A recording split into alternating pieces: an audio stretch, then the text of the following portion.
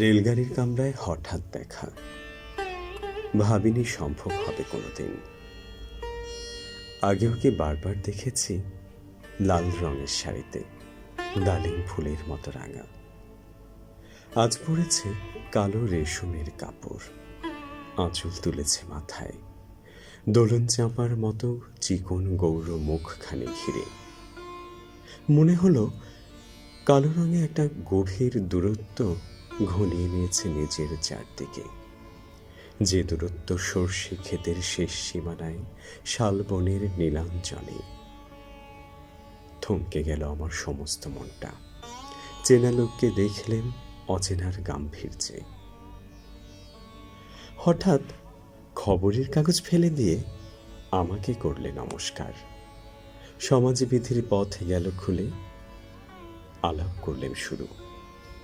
কেমন আছো, কেমন চলছে সংসার, ইত্যাদি।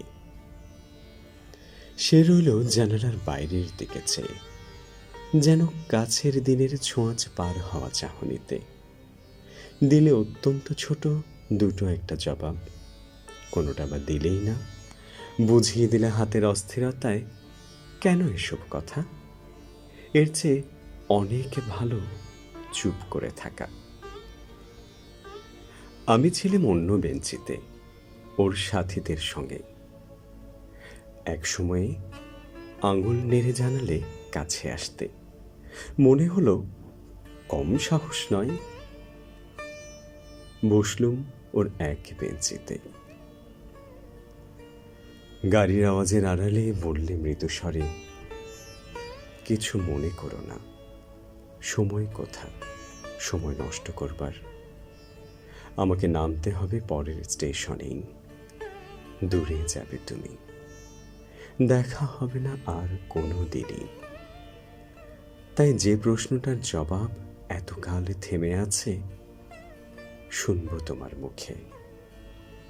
সত্য করে বলবে তো? আমি বললেম, বলবো। বাইরের আকাশের দিকে তাকিয়ে শুধল, আমাদের গেছে যেদিন, একেবারেই কি গেছে?